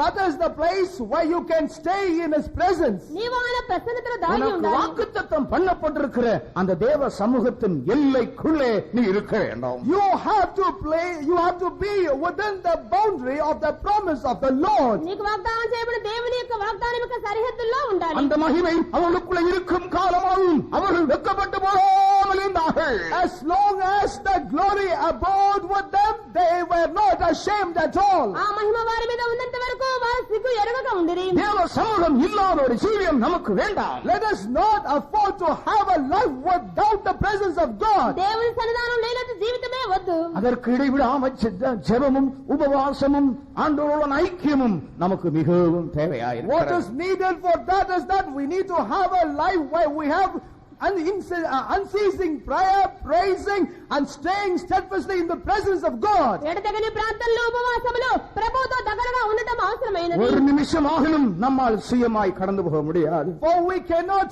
walk independently for even 1 minute by ourselves. ఒక్క నిమిషము మనంతట మనమే ముందుకు వెళ్ళలేము. ஒரு க்ஷணப்பொழுதாகிலும் அந்த பிரசன்னம் இல்லாமல் நம்மால் வாழ முடியாது. We will not be able to lead our life even for a twinkling of an eye without the presence of God. ఒక్క క్షణమేనా దేవుని ప్రసన్నత లేకుండా ముందుకు వెళ్ళలేము. நீயும் உன்னுடைய சந்ததியும் உன்னுடைய பிள்ளைகளும் உன்னுடைய குடும்பமும் வெட்கப்பட்டு போகாமல் இருக்க வேண்டுமானால் அந்த மகிமைக்குள்ளே தங்கியிருப்பாயா. Therefore, if at all you, your family, your generation and all that you do, if at all you were not to be put into shame, you have to make a decision to steadfastly be found in the presence. నీవును నీ బిడ్డలు సిగ్గుపడకుండా ఉండాలి అంటే ఆ యొక్క ప్రసన్నతలోనే దాగి ఉండుము. அப்படியானால் நீ சொல்ல முடியும், நான் வெட்கப்பட்டு போக மாட்டேன். If that is so, then he shall be able to declare that I shall not be ashamed. అలాగైతే నేను సిగ్గునందనని ధైర్యంగా நான் చెప్పగలను. விசுவாசித்திருக்கிறவர் என்னார் என்று அறிவேன். For I know in whom I have kept my belief. నేను నమ్మిన వాడిని ఎరుగుదును. என் ஜீவனை நான் அவருடைய கருத்துல கொடுத்திருக்கிறேன். I have committed my life into his hand. నా యొక్క ప్రాణమాన చేత என் అప్పగించి பிள்ளைகளை நான் அவருடைய கருத்துல I கொடுத்திருக்கிறேன். have committed all my children into his hand. నా బిడ్డలను ఆయన చేత என் అప్పగించినాను. குடும்பத்தை நான் அவருடைய கருத்துல I கொடுத்திருக்கிறேன். have committed my family into his hand. నా కుటుంబమును ఆయన చేత என் అప్పగించినాను. வாழ்க்கை முழுவதும் ஊழியத்தை முழுவதும் உடைய கருத்துல கொடுத்திருக்கிறேன். My entire life and ministry has been handed over into his hand. నా జీవితమును సేవను ఆయన చేతులు అప్పగించినాను. பிரியமானவர்களே, இந்த வாக்குத்தத்தங்களை உங்கள் சொல்லி அதை அனுபவத்தில் கொண்டு வந்து கர்த்தரை துதித்து அவருடைய சமூகத்துக்குள்ளே வாசம் பண்ணி பாருங்கள். Beloved, repeatedly confess these promises that the Lord had given unto you. Proclaim this and attempt to see by saying all these things, staying in the presence of God. ప్రియులారా, ఈ వాగ్దానాలను పదే పదే ఒప్పుకోలు చేస్తూ దేవుని యొక్క సన్నిధిలో గడుపుడి. ஒரு நாளாகிலும் நீங்கள் கொஞ்ச நேரம் ஆகிலும் ஆண்டவரோடு கலிகூறாத நாட்கள் உங்களுக்கு இருக்கக்கூடாது. Let there not be even a single day where you will not be able to rejoice in the presence of God, even for a short while. దేవుని యొక్క సన్నిధిలో సంతోషించకుండా ఉన్న రోజులు వద్దే వద్దు. நீங்கள் சாதாரண ஜெபிக்கிற மனுஷராக மாத்திரமல்ல, ஆண்டவருக்குள்ளே கலிகூறுகிற மனுஷராக இருக்க வேண்டும். It is not enough if we are the people of prayer, but he shall continue and importantly be a person who rejoices in the presence of God. ఏదో సామాన్యంగా ప్రార్థన చేసే వాళ్ళుగా కాదు, దేవుని యొక్క సన్నిధిలో ఉత్సాహించి ஆண்டவரோடு சந்தோஷப்படும்படியாக ஏதாவது ஒரு இடத்தை தெரிந்து கொண்டு அங்க போய் அவரோடு இருங்கள். Choose the place for yourself in which you may retire, be with God alone, and rejoice as much as possible in His presence. దేవునితోనే గడుపుటకు ఒక స్థలమును ఎంచుకొని అతనికి వెళ్లి ఆయనతో గడుపుడి. வெட்கப்பட்டு போக மாட்டாய். Ye shall never be ashamed. సిగ్గు నందవు. துக்கமான நேரத்திலும், Even in times of sorrow, దుఃఖ సమయంలో, வேதனையான நேரத்திலும், even in times of pain, నీకు కష్ట సమయంలో, வேதனையான மற்ற வியாதி நேரத்திலும், even in the times of sickness, రోగ సమయంలో ஆண்டவரோட சந்தோஷப்படுங்கள். let us rejoice with God. ప్రభువుతో ஆண்டவருடைய సంతోషించుడి. பிரசன்னத்தை வைத்துக் கொள்ளுங்கள். Let us keep God and preserve the presence of God. దేవుని ప్రసన్నత తోడుగా ఉంచుకోండి. கர்த்தருடைய மகிமை என்னிலும் உங்களிலும் மூடியிருப்பதாக. Let forever glory of God cover you. దేవుని మహిమ కప్పును గాక. கர்த்தருக்குள் மிகுந்த சந்தோஷம் உள்ளவனாயிருக்கிறேன். I am a man who rejoiceth greatly in God. నేను ప్రభువునందు బహుగా ஒரு சொல்ல సంతోషిస్తున్నాను. முடியாத சந்தோஷம் ஒவ்வொரு நாளும் என் இதயத்திலே பெருகிக் கொண்டிருக்கிறது. Each and every day from my heart emanate joy unspeakable. చెప్పనసకమైన సంతోషం అనుదినము హృదయంలో పొంగుచున్నది. அது சீக்கிரத்திலே நான் என் இயேசுவை பார்ப்பேன். Very, very soon I am going to see my Jesus. అతి త్వరలో నా యేసును நான் చూచెదను. நோக்கப்பட்டு போவதில்லை என்று அறிந்திருக்கிறேன். I know that I shall never be ashamed. నేను సిగ్గునందున நான் ఎరుగుదును. விசுவாசித்திருக்கிறவர் இன்னார் என்று அறிவேன். I also know in whom I have kept my belief. నేను నమ్మిన వారిని ఎరుగుదును. தேவ சமூகத்தில் உங்களை தாழ்த்துங்கள். Let us submit and humble ourselves in the presence of God. దేవుని సన్నిధిలో తగ్గించుకొను. நீ வெட்கத்தோடு நடக்கிறாயா? Are you walking in shame నువ్వు సిగ్గుతో నడుస్తున్నావా? நஷ்டத்து நிமித்தமாக, because of loss, నష్టాల నిమిత్తమై, வறுமை நிமித்தமாக, because of poverty, బీదరిక నిమిత్తమై, பணமில்லாத நிமித்தமாக, because of want of money, డబ్బు లేనందువల్ల, தவறாக புரிந்து கொள்ளுதல் நிமித்தமாக, because you have been misconstrued, అపార్థం చేసుకున్నందువల్ల, இல்லை நீ மற்றவர்களுக்கு முன்பாக தாழ்த்தப்பட்டது நிமித்தமாக, or else because you have been humiliated in front of others, ఇతరులెదుట తగ్గించబడినందువల్ల, வெட்கம் உன்னை மூடிக்கொண்டிருக்கிறதோ? is shame cover you? సిగ్గు నిన్ను కప్పినదా? அந்த தாழ்ந்த கோலத்திலே Even in that humiliated situation, అటువంటి తగ్గింపైన உண்மை స్థాయిలో, நீரும் கன்னத்தில் அறையும் வருகிற நேரத்தில் at a time when you were smitten and spat on your face, చెంప మీద కొట్టి ఉమ్ము వేసినప్పుడు, தன்னுடைய முகத்தை கற்பாரையை போல் ஆக்கிக் கொண்டு நிற்கிறாரே நம்முடைய இயேசு. consider our Jesus who made his face as strong as flint. తన ముఖము చెక్కముకి రాతి వలె చేసుకున్న యేసు, அந்த பவுலை பாருங்கள். Consider that Paul, ఆయన చూడండి, மிகவும் கட்டப்பட்டிருக்கிற at the நேரத்தில் time when he was bound tightly, ఆయన గట్టిగా நான் బంధించబడినప్పుడు வெட்கப்பட்டு போக மாட்டேன் என்று அறிக்கையிடுகிறாரே. he makes a confession that I shall not be ashamed. సిగ్గునందనని చెప్తున్నారు. எத்தனை பேர் இப்பொழுது அறிக்கையிடப் போகிறீர்கள்? How many of you will make that confession now? ఎంతమంది అంతమంది ఒప్పుకుంటారు? அந்த அறிக்கை நமக்குள்ளே உண்டாக வேண்டுமானால் If at all we need to have that confession in us, అలాంటి ఒప్పుకోలు మనలో ఉండాలంటే நம்முடைய வாழ்க்கையிலே அவருடைய பிரமாணங்களை கைக்கொள்வோமாக. let us decide to observe and keep all the commandments of God in our life. మన జీవితంలో ఆయన ఆజ్ఞలని గైకొందాం. விசுவாசத்தை நஷ்டப்படுத்தாமல் காத்துக்கொள்வோமாக. Let us preserve our faith without wasting that. విశ్వాసాలను కాపాడుకుందాం. உத்தமத்தை உறுதியாயிருப்போமாக. Let us be firm in our uprightness. యథార్థతలో స్థిరముగా ఉందాం. கர்த்தருக்கு நாம் காத்திருப்போமாக. Let us wait patiently for our Lord. ప్రభువు కొరకు కనిపెట్టుకుని ఉందాం. கர்த்தர் எனக்கு துணை என்று சொல்லுவோமாக. Let us confess the Lord is my help. ప్రభువు నాకు సహాయకుడని చెప్దాం. கர்த்தரை நம்பி இருப்போமாக. Let us keep our trust on the Lord. ప్రభువునే నిరీక్షించుదాం. கர்த்தரை துதிப்போமாக. Let us praise the Lord. ప్రభువునే స్తుతించుదాం. கர்த்தருடைய மகிமைக்குள்ளே வாசமனுவோமாக. Let us abide inside the glory of God. ప్రభువు యొక్క మహిమలో నివాసం చేద్దాం. அப்படியானால் நாம் வெட்கப்பட்டு போக If that மாட்டோம். is so, we shall never be ashamed. అలాగైతే మన సిగ్గు நான் నందము. விசுவாசித்திருக்கிறார் என்று அறிவேன். And I know in whom I have believed. నేను నమ్మిన వారిని ఎరుగుదును. அவரிடத்தில் ஒப்புக் கொடுத்ததை அவர் காத்துக்கொள்ள வல்லவராயிருக்கிறார் நிச்சயித்திருக்கிறார். And I also know that he is able to keep that which I have committed unto him against that day. ఆయన తప్పగించి దాన్ని కాపాడటకు నమ్మకస్తుడైన எல்லாரும் தேவ சமூகத்தில் உங்களை சற்று ஒப்புக் கொடுங்கள். Commit yourself in the presence of God a little while. దేవుని యొక్క సన్నిధిలో మిమ్మల్ని అంకితం நாம் చేసుకోండి. போகிற பாதை ஒரு வெளியேறப்பட்ட பாதை. The path in which we are walking indeed is very precious. మన నడిచి వెలుచున్న ఈ మార్గం ఎంతో అమూల్యమైనది. கிருபையினால் இந்த பெரிய சிலாக்கியத்தை கர்த்தர் நம்ம எல்லாருக்கும் தந்திருக்கிறார். It is through cross our Lord had given this great privilege to each and every one of us. కృప చేతనే ఈ యొక్క ధన్యతను మనకు ఇచ్చి ఉన్నారు. இதை காத்துக்கொண்டு ஜீவியுங்கள். Let us preserve this and lead our life thereby. దీన్ని భద్రపరచుకొని உங்களுடைய జీవించండి. வாழ்க்கையில வெற்றி நடை போடுங்கள். Let us walk boldly and victoriously in our life. మీ యొక్క జీవితంలో విజయ ధ్వజం నాటండి. கர்த்தரை முறுமுறுக்காதிருங்கள். Let us never murmur against our God. ప్రభు పట్ల సనగవద్దు. சமூகத்தில் கேள்வி கேட்காதிருங்கள். Do not question the Lord. ప్రభువుని ప్రశ్నించవద్దు. கர்த்தர் மேல் அன்பு குறையாதிருப்பதாக. And let your love does not diminish that you have on the Lord. ప్రభు పట్ల ప్రేమ உங்களுடைய తగ్గించవద్దు. விசுவாசம் குறைந்து போகாதிருப்பதாக. Let not your faith diminish.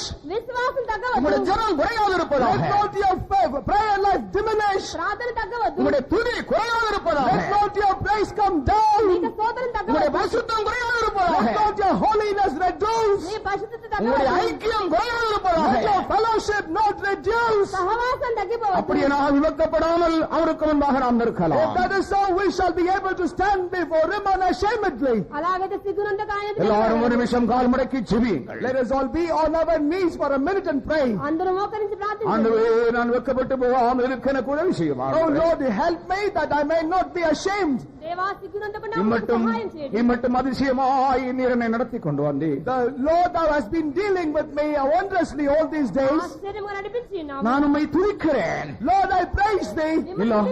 எல்லாருடைய வாயிலே ஸ்தோத்திரங்கள் எழும்பட்டும். Let all of us open our mouth and praise the Lord. అందరి నోట్లో స్తోత్రం ఉండాలి. உங்களை அதிசயமாய் நடத்தி வந்த உங்கள் ஆண்டவரை துதியுங்கள். Praise the Lord who dealt with you wondrously. ఆశ్చర్యం నడిపించిన దేవుని స్తుతించుము. உங்களை சுகமாக்கின ஆண்டவரை துதியுங்கள். Praise the Lord who has healed thee. Hallelujah. స్వస్థపరిచిన దేవుని స్తుతించుము. உங்களை சில வேளையில் அவர் கடிந்து கொண்டிருக்கலாம், சிட்சித்திருக்கலாம், அதற்காகவும் அவரை At ஸ்தோத்திரியுங்கள். times he could have rebuked you or chastised you. Even for that you have to praise the Lord. ఎవరైనా మిమ్మల్ని గద్దించి శిక్షించడం వచ్చినా நீங்கள் வெட்கப்பட மாட்டீர்கள். But he shall never be ashamed. సిగ్గునందరూ நீங்கள் ஒருபோதும் அழிந்து போக மாட்டீர்கள். Never he shall be destroyed. మీరెన్నడూ నశించిపోరు. கர்த்தர் உன்னோடு இருக்கிறார். For the Lord is with thee. ప్రభువు నీతో ఉన్నారు.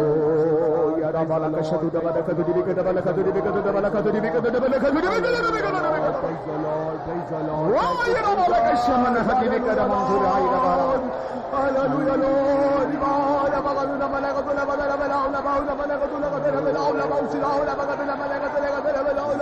Hallelujah, Lord. Praise the Lord. Praise the Lord. Praise the Lord. Praise the Lord. Hallelujah. Praise the Lord. Praise the Lord. Praise the Lord. நம்முடைய பாட்டு புஸ்தகத்திலே யாவே நீர் எந்தனின் நல்மேய்ப்பர் அல்லவோ அந்த பாட்டை எல்லாரும் எளிமையாக படியுங்கள்.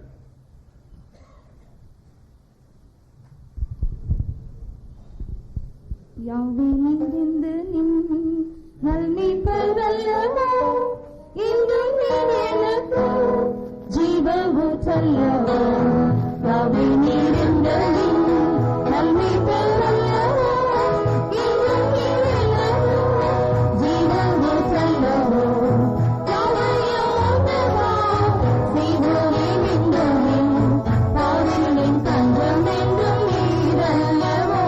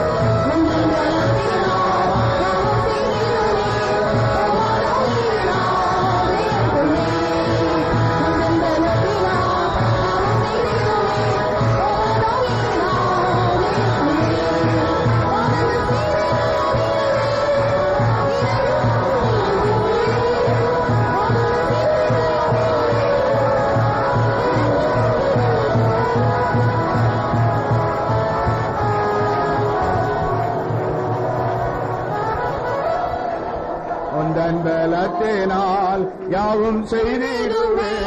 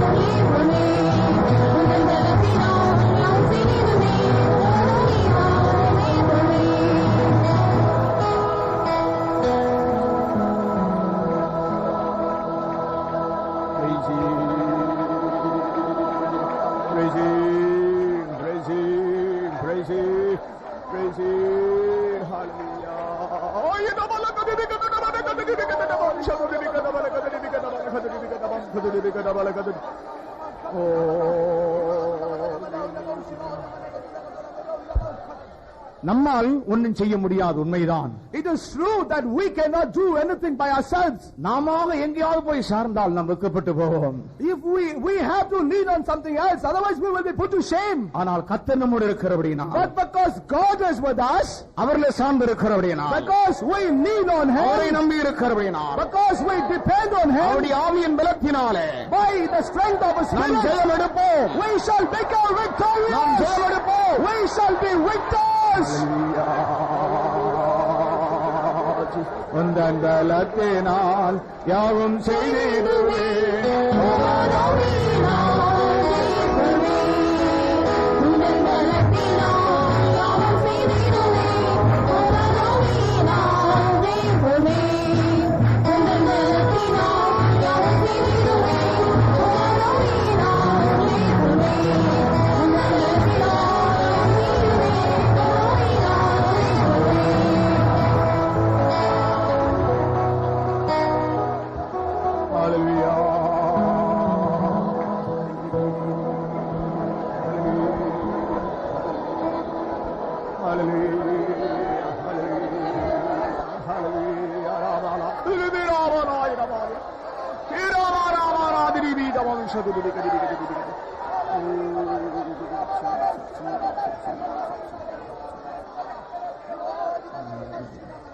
எல்லாரும் ஸ்தோத்திரம் பண்ணுவோம். Praise the Lord, praise the Lord, praise the Lord, praise the Lord. இந்த காலை ஆராதனை கர்த்தர் நமக்கு நடத்தி தந்தபடியினால ஸ்தோத்திரம் பண்ணுவோம். ஆண்டவராய் இயேசு போனதான் அதே பாதையை பின்பற்றும்படியாய் அவர் நமக்கு உதவி செய்ய வேண்டும். அதுக்காய் ஸ்தோத்திரம் பண்ணுவோம். அவருடைய பிரமாணங்களை கை கொள்ளும்படியாய் ஆண்டவர் நமக்கு உதவி செய்யணும். அதுக்காய் ஸ்தோத்திரம் பண்ணுவோம். அவர்களான விசுவாசம் காக்கப்படுவதற்காக ஸ்தோத்திரம் பண்ணுவோம். அவரை நம்பி இருக்க நமக்கு உதவி செய்யணுக்காக ஸ்தோத்திரம் பண்ணுவோம். அவருக்கு காத்திருக்க நமக்கு கிருபைக்காக ஸ்தோத்திரிப்போம். அவருடைய சமூகத்திலே நாம் வாசம் பண்ண விடுவதற்காக ஸ்தோத்திரம் பண்ணுங்கள். இம்மட்டும் வெக்கப்பட்டு போகாமல் தேவன் நம்மை நடத்தி அதிசயமாய் நடத்தி வந்த எல்லா பாதைகளுக்காக ஸ்தோத்திரிப்போம். பிதாவாகிய தேவனை ஸ்தோத்திரம் பண்ணுவோம். குமாரனாகிய இயேசுவை ஸ்தோத்திரிப்போம். பரிசுத்த ஆவியாகிய தேவனை ஸ்தோத்திரிப்போம். இயேசு சீக்கிரம் வருகிறபடியால் ஸ்தோத்திரிப்போம். ஜெபம். பிதாவே நன்றியோடு சோத்திரம் சுவாமியோட சமூகத்தில் எங்களை கூட்டி சேர்த்தபடினால சோத்திரம். எங்களோட ஆராதனையும் தோக்கல் முடிவரையும் தேவ சமூகங்களை நடத்தி ஆசீர்வதித்தபடினால சோத்திரம். உங்களோடு பேசின வசனங்களுக்காக சோத்திரம். நம்முடைய கிருபையுள்ள வசனத்துக்கு நம்முடைய ஜனத்தை ஒப்பு கொடுக்கிறோம் கர்த்தாவே. கேட்டதான வசனத்தினுடைய ஜீவிக்க இந்த நாட்கள் ஒருக்கு விசேஷித்த கிருபை அபிஷேகத்தை தேவ பலினேன் தரும்படியாக வேண்டிக்கொள்ளும் சுவாமி. உங்களுடைய கட்டளைகளையும் பிரமாணங்களை யாவே நாங்கள் கை கொண்டு அதன்படி ஜீவிக்கும்படியாக ஒவ்வொருக்கு விசேஷித்த கிருபை தரும்படியாக வேண்டிக்கொள்ளும் கர்த்தாவே. ஆண்டவரே, தேவன் மேலும் தேவனோட வசனங்கள் வாக்குத்தத்தங்கள் மேலும் விசுவாசம் உள்ளவர்களாய் ஜீவிக்க எங்களுக்கு கிருபையாரு. ஒவ்வொரு விசுவாசத்தில் வீரலாக மாற்றும்படியாக வேண்டிக்கொள்ளும் கர்த்தாவே. கர்த்தருக்கு காத்திருக்கவளாக மாற்றும் காத்திருந்து போராடி ஜீவிக்கிற தேவ வீரலா ஒரு நீர் மாற்றும்படியாக வேண்டிக்கொள்ளும் சுவாமி. தேவன் மேல் நம்பிக்கை வைத்திருக்கிறதா ஒருவருக்கு நீர் உதவி செய்யும்படியாக வேண்டிக்கொள்ளும் கர்த்தாவே. கர்த்தராய தேவன் எங்களுக்கு துணை நிற்கிறபடினால சோற்றும் ஆனபடினால எங்களை வெட்கப்படுத்தாது மட்டும் நடத்தி கொண்டிருக்கிறபடினால சோற்றம் கர்த்தாவே. எப்போது தேவனை துதித்து தேவனை மையப்படுத்தலா ஒரு மாற்றும்படியாக வேண்டிக்கொள்ளும். தேவட மகிமையினால ஒரு நிரப்பப்பட்டவளாக மாற்றுங்கட்டாவே. கேட்டதான சத்திய வசனங்கள் இதயத்தில் பதித்திருந்து அது 100ஆக பலன் கொடுக்கும்படியா உதவி செய்யுங்கட்டாவே. பாடுகள் கஷ்டங்கள் நெருக்க துன்பங்கள் எந்த வந்தாலும் நாங்கள் வெட்கப்பட்டு போகாதபடி கர்த்தரை கிருபையை சார்ந்து கொண்டு கர்த்தரை பலத்தை கொண்டு முற்றிலும் ஜெயம் கொண்டவாக மாற்றப்பட்ட ஒரு உதவி செய்யும்படியாக வேண்டிக் கொள்ளுங்கட்டாவே. அனுதின ஜீவியத்தில் எங்களுக்கு உரகமாய் போராடுகிற எல்லா ஹோட்டும் பலங்களோடு எதிர்த்து போராடி ஜெயிக்கத்தக்கதாக ஒவ்வொருக்கும் தேவட அபிஷேகம் வல்லமை கிருபை அளவில்லாத நெறிக்கு தந்து நடத்தும்படியாக வேண்டிக் கொள்ளுங்கட்டாவே. உங்களுடைய வரிகை மிகவும் சமயம் மாறிக்கப்படி நாள் ஒவ்வொரு நாளும் ஜீவியத்தை ஜாக்கிரதையாக பாதுகாத்து ஜெயத்தோடு ஓடி பந்த விலை பெற்றுள்ள கிருபதார் உங்களுடைய வரியை கிண்டங்களை ஆயத்தப்படுத்தும் இயேசுவின் நாமத்தை பிதாவே. நம்முடைய கர்த்தராகிய இயேசு கிறிஸ்துவின் கிருபையும் பிதாவாகிய தேவனுடைய அன்பும் பரிசுத்த ஆவியானவருடைய ஐக்கியமும் நாம நீரோடும் சகல பரிசுத்தவான்களோடும் கர்த்தருடைய வருகை விருந்தம் கூட இருப்பதாக. அல்லேலூயா, அல்லேலூயா, அல்லேலூயா.